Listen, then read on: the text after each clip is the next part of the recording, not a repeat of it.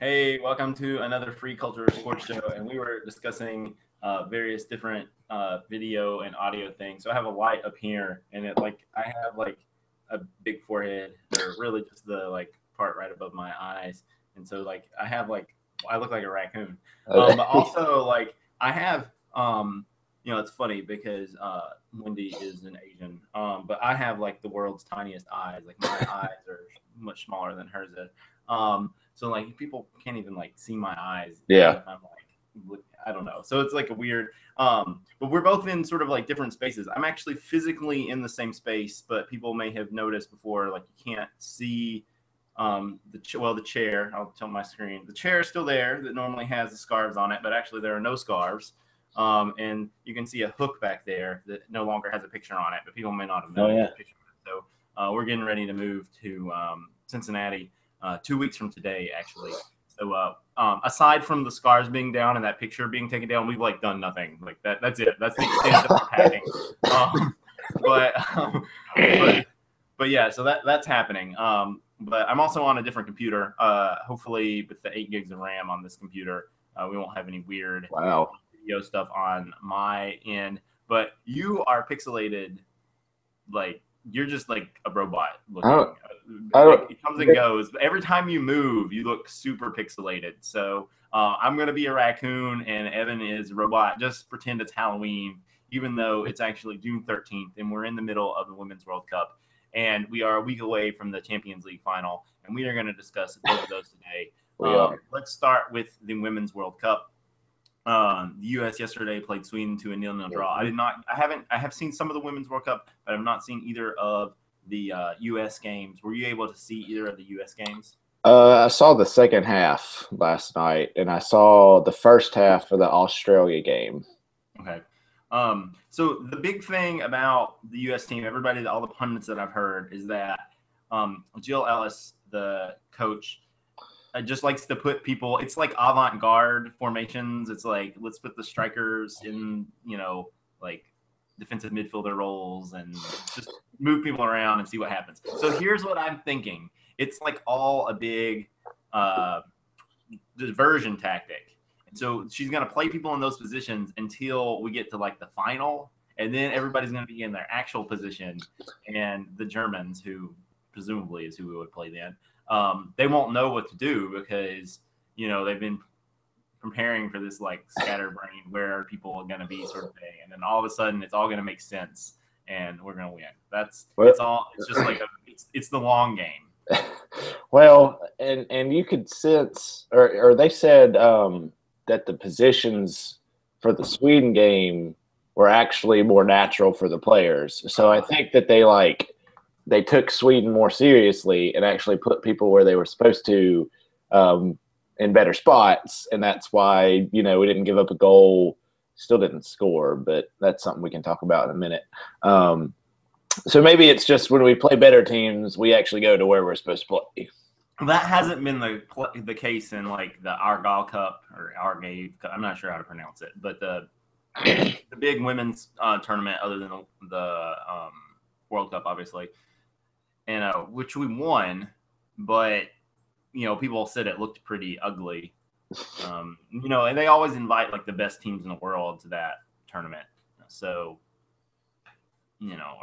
Maybe not literally the best 8 or however many, but some of the top teams in the world are always there. So we did manage to win that, and I think that's why a lot of people are saying that the U.S. are favorite because they won that tournament. But and it's in Canada, so like there's no time zone issues there. Well, it is interesting, at least in the sense of they were talking about this yesterday during the game, how it doesn't matter if it's what you're used to or not. If you have to travel from the Eastern time zone to the Pacific time zone, it's still a 3-hour difference, which could affect you, which they said eventually if they play like Germany in some situation, Germany will stay in Vancouver and the U.S. will be coming from like Toronto or something to Vancouver. And so the time zone change might have a negative impact on them. I mean, it sounded like they were just making excuses, but I mean, that is true, but it's just 3 hours. It's not like your sleep cycle is, like you're still basically going to bed at the same time. And the games are still, I mean, you can still have a 4 o'clock kickoff is not really that much different than a 7 o'clock kickoff. No. Like those differences you have to deal with even if you stay in the same city. Like games just happen at different times, and I think that's.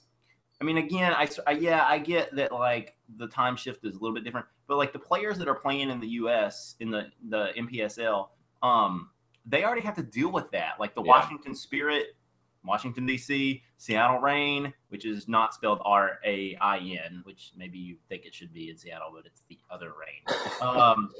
They're still doing that trip all the time, and so I think the U.S. players they're at least mentally used to that trip. Yeah. That difference. And yeah, sure, it can make a difference and maybe it'll make some slight difference. But I still think, the Germans are in a country where they don't speak the language. I mean, sure, the Germans are going to speak English, but it's not their natural language. It's different. They don't have their natural customs and everything that they're used to. Canada is different than the U.S., certainly, but it's a lot more similar to the U.S. than it is to Germany. Yeah, and the fans yesterday, at least, I don't even know where the game was yet last night. Where was it? Winnipeg. Winnipeg. I mean, it was pretty much full of U.S. fans. Yeah, and that's the other thing too. Is like it's a home field advantage just because it's easy for the fans to get there. Yeah. I mean, I know people that went from Madison to Winnipeg. And Madison and Winnipeg are not close, but Winnipeg is much closer than Germany or wherever anywhere in Europe or Asia. So or South America. It's sort of right there in the context of an entire continent. So I did see Norway playing Thailand. Probably not a lot can be taken away from that game in particular. But it is interesting that, Vietnam didn't qualify, but they are ranked 34th in the world and Thailand qualified. You don't see Southeast Asian nations in the men's game. And so we were sort of speculating as to why. Now, one of those reasons is because the Islamic world doesn't really do women's sports to the same extent as the rest of the world for fairly obvious reasons, I think. But we did have some other theories, and I didn't know if you wanted to expand on those other theories at all. Well, we can. One thing is probably the athleticism, and I don't even know if I wrote this down, but we may have. The athleticism of the women doesn't seem to play as big of an impact anymore than it has in the past. I mean, the U.S. strategy, it was evident last night watching them play Sweden. Their strategy is, let's just dump stuff into the box, and because we're bigger, faster, stronger, we're going to score. There's hardly any creativity to it. They're just living on Abby Wambach being 5'11", and be it air or speed from LaRue or some of their other forwards. So I think that the athleticism doesn't matter as much. And so the women in Southeast Asia, if they're smaller, doesn't mean as much. Whereas in the men's game, if they're not as athletic, not as fast, strong, that's a big deal. And I would say that people from those Southeast Asian countries just aren't – the focus hasn't been on athletics there. And, who knows if it ever is going to be. So it's potentially just because of the difference in the men's and the women's game. Because world ranking – you brought up that the Islamic countries world wouldn't focus on women's sports, which is why countries that are mostly Islamic would tend not to be as good in women's football. But that doesn't explain why countries like Thailand or Vietnam would be better. Right, it would mean, right. I mean, so it would explain potentially why Thailand would qualify. Would be better in Asia, yes. Yeah, because they're both coming out of Asia. But yeah, right. It doesn't explain Vietnam being ranked 34th in the world and Thailand being ranked 26th or whatever they are. I don't know off the top of my head. I'll look that up while you talk. It's probably something like that. But I mean, it's just I think that there's a lot of different possibilities. It could just be that the growth of the sport has taken off in Southeast Asia better than it has in other places at this point. And it's not just Southeast Asia. I mean, I specified, Thailand and Vietnam, which are both Southeast Asian, but also Japan falls into that category too. I mean, it's not that like all Asians are short, like the Koreans and the Northern Chinese, they're not short, but like the Japanese and Southeast Asians are generally shorter than the average American. Right. And it's just, it could be the focus. I mean, maybe with China doing well, the rest of the territory or area has said, maybe there's something we can do with women's soccer. Yeah. Whereas Korean DPR is ranked 8th in the world. I mean, they might have some tall folk, although, Korea DPR not really known for massive, nutritional value in their diet there. No. So, I mean, it could be a lot of things. The world rankings may just be a farce. They are in the men's game, but I mean, they are in there or not. I mean, like the top 20 teams in the world, they're probably pretty good. The teams that are ranked below 100, they're probably not very good. I mean, like who's 6 versus 16 might be ridiculous, but in general, the good teams are going to be at the top. Well, yes, but if you beat up on a bunch of poor teams, if a bunch of Asian countries are beating up on really bad Asian countries, and it helps their ranking out, they can't help who they're playing. Right. Whereas if Sweden beats Germany and Germany's ranked number 1, then Sweden's going to get boosted up the rankings probably with that win, the way that the rankings are done. Right. Just because of who they're playing.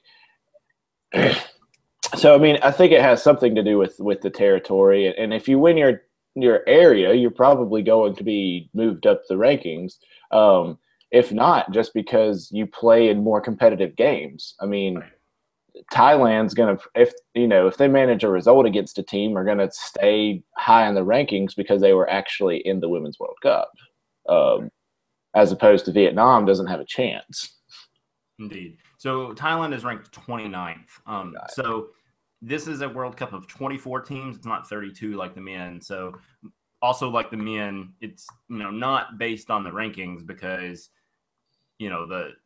basically Europe doesn't get all of the spots. So as much as Europe would like all of the spots, they don't get all the spots. So so like Scotland, Russia, Iceland, Ukraine, Finland, Austria, Belgium, and the Czech Republic are all tied or ranked higher than Thailand, but they have to go through the European qualification process, and they didn't make it. So. Tough. Yeah. So the only other thing I think, previewing these games, I think at this point, Nigeria, U.S., and Australia, Sweden, I don't know that, what the U.S. is such a crapshoot at this point. And Nigeria seems to be somewhat of a crapshoot as well. I don't know how much it is worth talking about the future, but briefly we should talk about the Sweden-Nigeria game, which was 3-3, and from what I understand, could have been 7-6. Yeah, it was a fun game to watch. I mean, Sweden just didn't look like they had any answer for speed. It was incredible. I mean, it was an incredible game to watch. I don't remember. It just looked like Sweden broke them down and scored their goals like they were supposed to. But Nigeria was like, we're not backing down to you. We've got speed we're going to use. And they just happened to finish their chances, which they're probably not going to do all the time. It could have easily and probably should have been a win for Sweden. Because they generally looked like a better team. But I mean, you can look at different cases where individual talent can help a team get a result, which is maybe what happened with Nigeria. We now we have the hindsight of yesterday's game where Nigeria got beat by Australia 2-0. So I mean, does that probably is more accurate depiction of what we would expect from Nigeria. We should say though that Nigeria are the African champions. They are widely considered the best team from Africa, and that's one of the reasons why the U.S. is considered to be in the group of death. I mean, 3 teams are ranked in the top 10 of the world: Australia, Sweden, the U.S. Sweden's number 5, Australia's number 10, and the best team out of Africa. So, yeah, but I mean, again, if we go back to what we said about world rankings, they're 33rd. I mean, that's the best in Africa. Is that the best that they can do because they are in Africa, or is that an accurate depiction of what they are?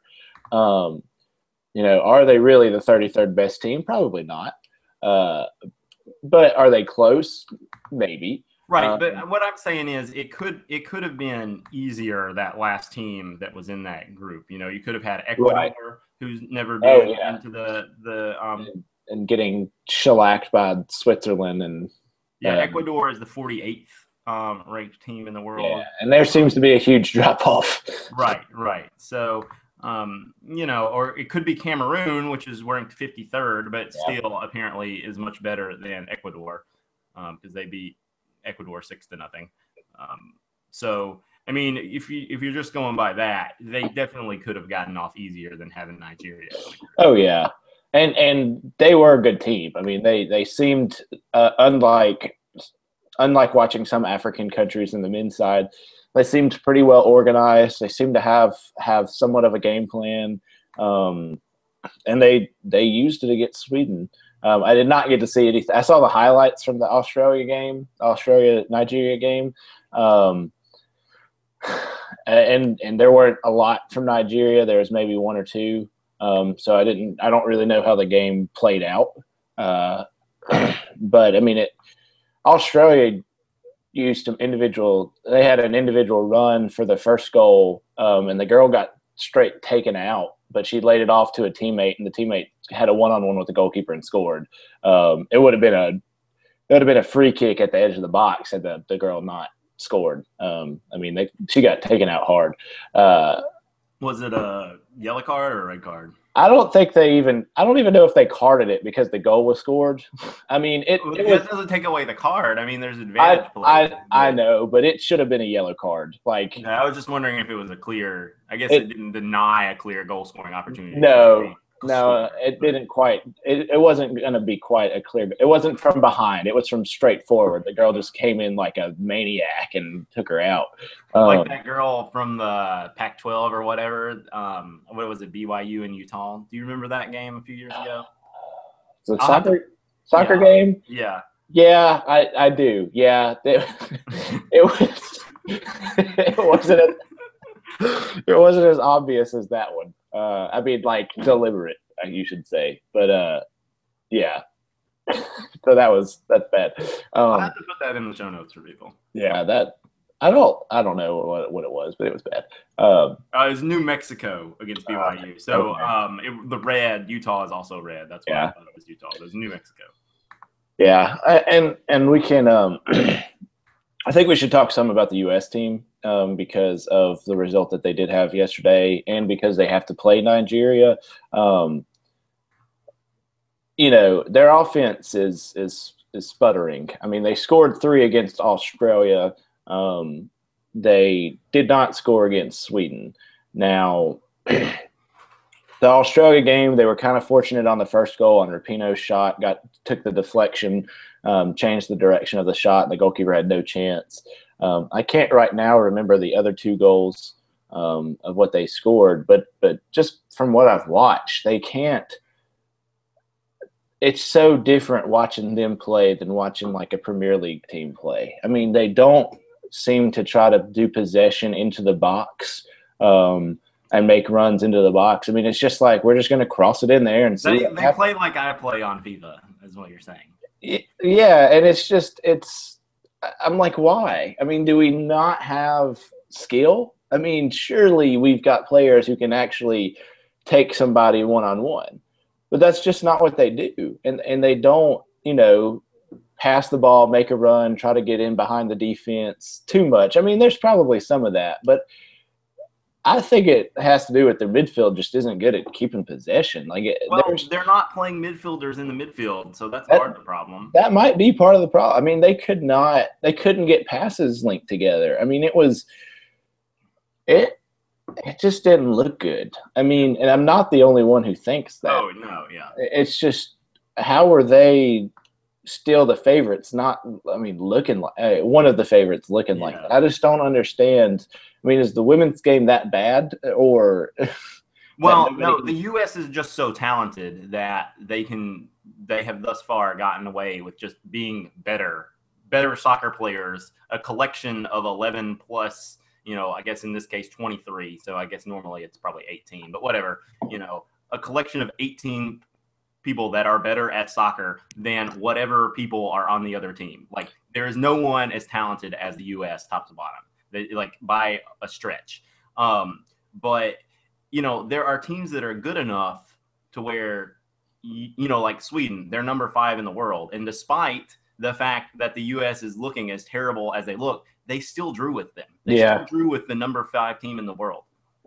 And so if they do get it together, whether by some sort of player mutiny that just like, okay, this is stupid, or Ellis is like, in my vision, master plan of like, basically dummying the entire tournament until the final, then, maybe it'll all come together. Or maybe the people that they're playing in midfield will magically become midfielders in the middle of the tournament. They just need 4 games under their belt. I'm a sucker for UNC players. I just don't understand why Tobin Heath. I mean, she seems to have that creativity. She's a midfielder. She seemed to come in against Australia and do very well. She didn't play. I don't think she played against Sweden. And I'm just. And Heather O'Reilly's not playing either. Well, but she's older. I mean, this is her what, 3rd World Cup? Yeah, but still, I mean, she's not even like coming into games. Yeah, it's just. I mean, I realize there's only 3 subs, so yeah, you can't play everybody, but right. I mean, I don't know. I mean, they were lucky against Australia. Hope Solo saved that shot into the post. They were lucky last night against Sweden. When off a corner kick, there was a shot, and the left back was on the post, headed it up into the crossbar, and it bounced out. I mean, I was going to say the person being on the post, that's not luck, but the heading it into the post and not going in. And she's tiny. She's like 5'4", if not shorter. So it could have easily gone over her head and in the goal. She just happened to be able to jump high enough to get something on it, and then it hit the crossbar and bounced out, as opposed to hitting the crossbar and bounce again. Yeah. So, I mean, they could have easily lost. They could have easily been down 1-0 to Australia early. They could have easily lost to Sweden 1-0 last night. And so I think that's, I think the 0-0 draw was almost fortunate for them. Now, I don't think Sweden had too many other chances other than that, but it only takes one, Hold the other team to 0. It only takes one shot to win the game. Okay. Well, we might end up talking about almost certainly we'll talk some about the women's game next week when we have our guest on. And then we're going to take, I don't know how long off for the move, but we'll recap the tournament at some point. We do need to, recap very briefly the Champions League final. This is another thing that next week when we have on Ted Westervelt of soccerreform.us, we might end up talking about the Champions League final too. That is an interview we could probably take for, that could probably last 2 hours, but we're going to try to wrap things up pretty quickly, which we have failed to do today. So we had Barcelona and Juve. You asked a couple questions. First of all, you asked if Buffon deserved a Champions League trophy. I don't think anybody deserves anything. You just have to win the game. People don't want, they think, oh, he doesn't deserve this or she doesn't deserve this because she's a terrible person.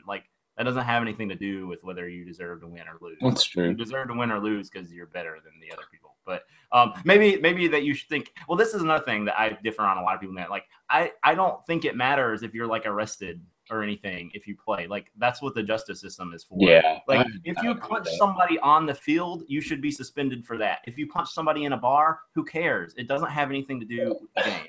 That's what I think. That's for the police to deal with. Yeah. Not for the FA or whoever. Yeah, when it comes to at least I don't know, but I understand it more when it comes to the image of the NFL. If you got NFL players running around punching people, raping women. Yeah, so it's it's a trademark thing. But then is 4 games enough? I mean, that's the thing that I don't get. Either they're a bad, you don't want to be associated with them, and I mean, I guess there's labor laws, and you can't just get rid of them. The Ravens did end up getting rid of Ray Rice because somehow the CBA allowed that. But so it's not always as easy as, okay, we just don't want to be associated with this person. I mean, like the Yankees don't want to be associated with A-Rod, but there's nothing they can do about it. Yeah. Contract. Okay, maybe deserve to win wasn't. Does Buffon need a Champions League trophy to justify how good he really was? He won a World Cup. I mean, did Pele ever win the Champions League? I mean, granted, it was a different time. Yeah. There's a lot of reasons why that's a silly question to ask. But, I mean, at the same time, I'm still asking it. Like, I think if you win a World Cup, that's pretty much good enough.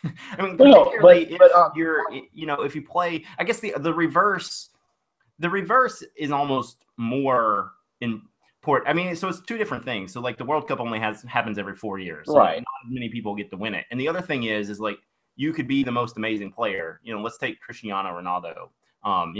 Let's say, might start some fights with Messi or whatever. But, Portugal has, I mean, maybe at some point when they had Figo, they had some legitimate shot of winning the World Cup. But, like, I don't know that they've ever in modern times had a legitimate shot. They're just not a big country. Like, Argentina because they're a bigger country, is always going to have a better shot than Portugal. It's true, but Messi still has. I mean, Messi hasn't won the World Cup, right? But I'm saying, like, you could be the best player. You could be Zlatan Ibrahimovic. Like Sweden, no chance. Like they didn't even qualify. Like it's 9 million people. They don't have a chance, and it's like an ice hockey country. Like they have no chance. Even though they came in third in 1954 when they hosted it. That was a different era, and they were hosting it. And teams that host it always do a little bit better. Yeah. So, being good puts you in a good team on a type of team that might win the Champions League. Being good has nothing to do with whether you win the world, whether you're on a team with the capability of winning a World Cup or not. So it's like apples and oranges to some extent, but I think you still have to do it. And it's another thing like being the starting goalkeeper of a team than like just getting, sitting on the bench, Yeah. So like there's people that win World Cups that like they didn't do anything. Yeah. But Buffon certainly did in 2006. Right. That's always, I mean, that's the, I guess the NBA question is how many titles did you win? Like that seems to be the justification of how good a player is how many titles did you win is the only, I won't say the only, but it is like the number one measure to how great a player is in the NBA. And I don't think that translates to football very well, but I mean, I think it would be something if, somebody like Messi had made the Champions League final 5 times and lost every single time and hadn't won one. I mean, there'd be something to say about you've made it this far 5 times and you still haven't won one. Yeah, I mean, that would be sort of strange. But the thing is, in basketball, there's only 5 people on the court. So the individual has much more say. And the court is much smaller. So, like, you're touching the ball more. It's not just that there's 5 people. But there's a lot of reasons why, the individual is much more important in basketball than they are in football. So, I don't know. Well, we can move to talking about the future of this, the Champions League. Yeah, so, I mean, Alves staying at Barcelona. Xavi is off to Al-Sadd. I guess there's a soccer club. It says maybe SC means something in Arabic that I don't know about, but it's Al-Sadd SC. So, so I don't know. Juve. So there's lots of things there. Last I heard, like Tevez might be going to Atletico, but he might be going to Boca. No one really knows about that. There's been a ton of Pogba rumors. I think I don't know if Pogba leaves or not, but I think he does. Pirlo is gone.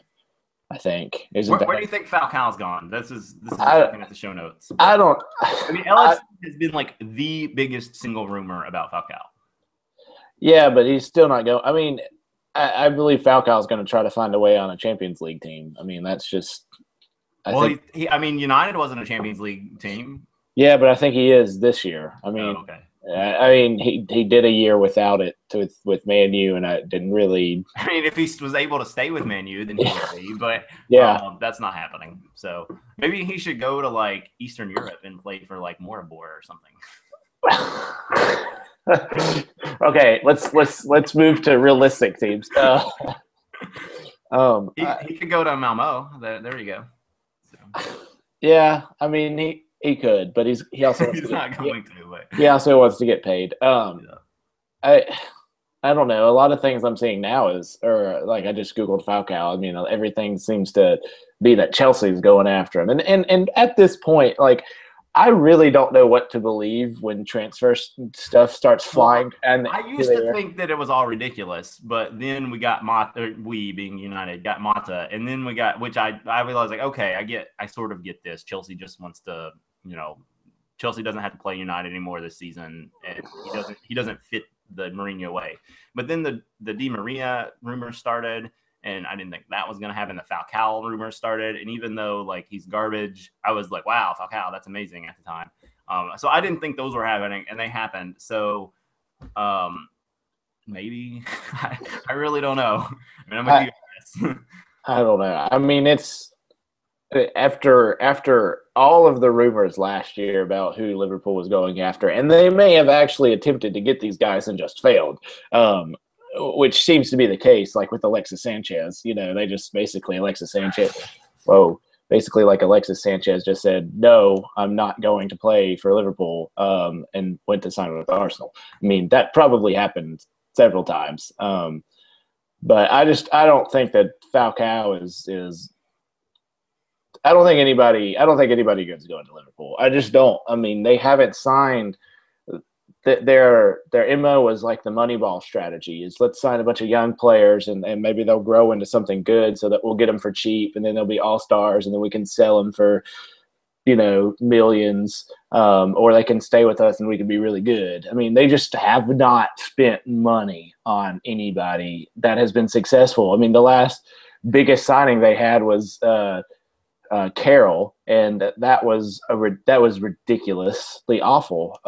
That same summer, they bought Suarez for like £15 million cheaper, and Suarez was amazing. There are a lot of reasons for that. I mean, a lot of people will know the story, but like that was last day. They had just sold Torres. Like it was a seller's market. I mean, they had to get somebody. And they had the money. They had the Torres money to do it. I mean, they had to get somebody last summer, and who'd they get? They got Balotelli. Okay, they got garbage, and that's true in both times. But I mean, getting garbage does not justify spending more money to get somebody who they feel like is. In the summer, I agree, but in the winter transfer window, when it's the last day, you just sold your striker. You have to go get another striker. Like you don't have like months of summer. You don't have any prep to do that. You've got to make it happen that day. That's all they could get. I mean, I mean that's true, but just because they spent a lot of money, that didn't make him garbage. I mean, garbage for the money. Issue. Yeah. I mean, it's the waste of the money is what the people in charge. There's no excuse for the summer. I mean. That was just what it is. But and then I mean, I don't know. Can Brendan Rodgers not bring anybody like a star talent? Does nobody want to be a? And how much say does Brendan Rodgers have over the transfers? I mean, that's the other thing. Well, my understanding is not a whole lot because it's got to go through the board and the board has to approve it. And then it's like, okay, Rodgers, we approve that you may go after this player. And then he has to actually try to go after the player. And at that point, it's probably too late or he just fails. But they would not approve a big money transfer last season for a striker, which is ridiculous. Why you just sold Suarez for, a king's ransom basically to Barcelona. You've got money to go buy a striker. I guess they just honestly felt like nobody was good enough, or maybe they were setting up Brendan Rodgers to fail, which I doubt that was the case. But I mean, why not let him go? At least try to buy. It's not his system, but why not try to buy a Ibrahimovic? I mean, at least let him try to use the money that you spent on Suarez to buy somebody good. And they ended up getting an AC Milan reject in Balotelli, who I don't know. I just don't know if Balotelli's not good or if it's. I think at this point that's probably what we can just say. I mean, he just hasn't lived up to his hype. Yeah. So I mean, I don't think anybody good is. I mean, and I could be wrong. I don't see it. There's too many other teams that these top players can go to. Too many other teams that are actually in the Champions League. Too many other teams that I think actually will pay them or pay, give them salaries that they want. Right. And I think Liverpool is heading in a bad direction at this point because I mean. I say that. Then they finished fifth. They went from like second to fifth or sixth. That is the wrong direction to be heading. Yeah. So I mean, they're probably going to be at the same level next year. But United finished 7th last year, and now they're back in the Champions League spot. So just sliding down, and then like Chelsea was out the Champions League, and the year that they won the Champions League, I think they finished 6th. So, but they had. I mean. Man, you had a manager change. They brought in a lot of players who at first didn't. I mean, they never all really gelled. It seemed like. I mean, Falcao, Di Maria, and well, Seska's stats are pretty comparable to Di Maria's, and everybody thinks Seska was a great move, and everybody thinks that Di Maria was terrible. Some of that has to do with timing, but of like when goals were scored and when assists were made. But I think the Di Maria flop is a little overblown. I wasn't going to say it was a flop. He just didn't. Yeah, but I mean, a lot of people have said that. Yeah, it just as much as it seemed like they should have been better at times, they still finished third. I mean, it's just they didn't obviously fit. It's kind of like finished fourth. Finished fourth. It's kind of like the women's team. I mean, like you should be doing better than this, but yet you're still getting results. Right. So I mean that felt like United season, but I mean they're bringing in I think Liverpool. I think it's official now. Danny. Oh gosh, I can't. Ings. Yeah, I couldn't remember if there was an S on the end. I assume there was. Again, he's 20. He's like 21. That's what they're doing. Let's bring in a bunch of young talent who seems to be good, and then try to gel it together and make them all stars. And it's just not. It hasn't been working yet. And I think. Rodgers has probably a season left in him, to turn it around with this young talent, which it's not – he's going to need more time. I mean, he is going to need more than just this one season, and he's not going to get it. All right. Well, we will eventually talk about Liverpool more, maybe this season, maybe not, depending on what transfers happen and not meaning our season 3. So I believe season 4 kicks off on August 8th. So people don't want to hear about the Gold Cup and the Women's World Cup. They just want to hear about us talking about EPL. They can just check back in on August 8th. That's when we'll really kick that back into gear. But for now, this has been the Free Culture Sports Show. Thank you for watching. And I press the button.